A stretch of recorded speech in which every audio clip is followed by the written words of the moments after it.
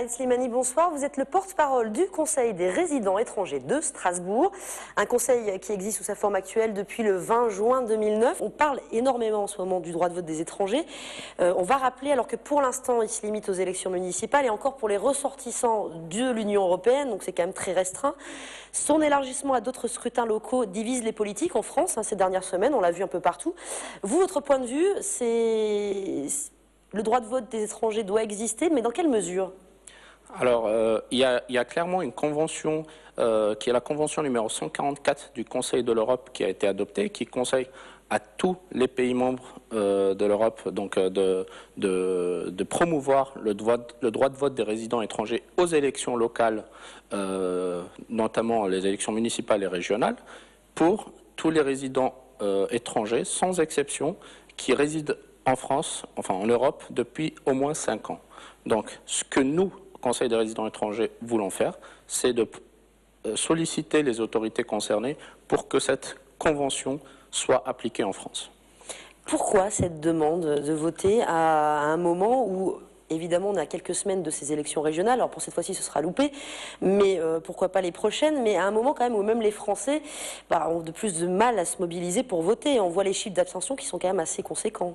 Alors il faut savoir que les résidents étrangers ont tous des devoirs et des droits, comme tout citoyen normalement constitué.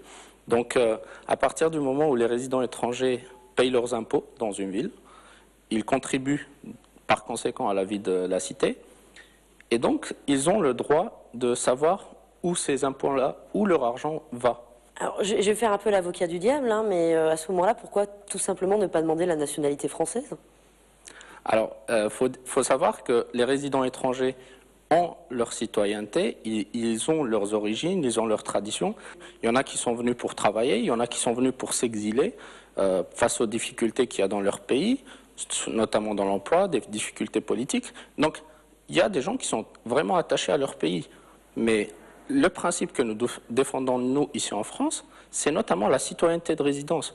Sans distinction de nationalité, nous sommes tous citoyens, nous sommes tous résidents, et nous aimons tous cette ville, notamment Strasbourg.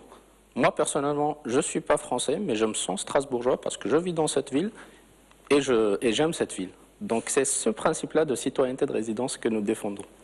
Autre sujet d'actualité, et on aimerait bien entendre votre avis là-dessus, c'est ces fameux débats autour de l'identité nationale. Qu'est-ce qu'être français aujourd'hui? Qu'est-ce que vous en pensez, vous? Alors, il faut savoir que le Conseil des résidents étrangers a établi un communiqué dans lequel il ne souhaite pas participer à ce débat, dans lequel il estime que nous sommes face à une situation où la question est peut-être mal formulée ou mal posée, mais nous estimons que ça permet un certain déliement des langues, ça permet aussi C'est un débat qui nous menace, nous en tant qu'étrangers, qui nous cible comme une sorte de bouc émissaire. Car si vous regardez le site Internet du ministère de l'Immigration et de l'Identité nationale, 50% des questions qui sont posées dans ce questionnaire concernent les résidents étrangers. Donc nous ne voulons pas, nous, résidents étrangers, être comme une cible ou un prétexte pour détourner l'attention des citoyens par rapport à d'autres problèmes que vit le pays. Avant de se quitter, une dernière question. Comment se passe l'accueil justement des étrangers, des résidents étrangers en Alsace et plus particulièrement à Strasbourg? Est-ce qu'il y a des nationalités qui s'intègrent plus facilement que d'autres aujourd'hui? Alors, il faut savoir qu'en Alsace, la population est très diversifiée. Donc, il y a beaucoup notamment de ressortissants turcs, allemands, maghrébins et même italiens. Donc, il faut savoir que ça relève de faits historiques. Donc, notamment pour les Allemands, les Turcs et les Maghrébins qui ont combattu pendant la Deuxième Guerre mondiale, ils ont contribué à la libération de la ville. Donc il faut savoir aussi que la région d'Alsace est la deuxième région de France qui accueille le plus de résidents étrangers après l'Île-de-France et aussi ex aequo avec la Corse. Donc la région Alsace est quand même une terre d'accueil, elle accueille beaucoup de résidents étrangers, c'est une terre qui est propice à l'emploi, qui est propice aussi à l'accueil. La population alsacienne est très chaleureuse, notamment dans les grandes villes à Strasbourg et à Mulhouse. Donc il faut savoir que nous sommes dans une terre d'accueil. Voilà.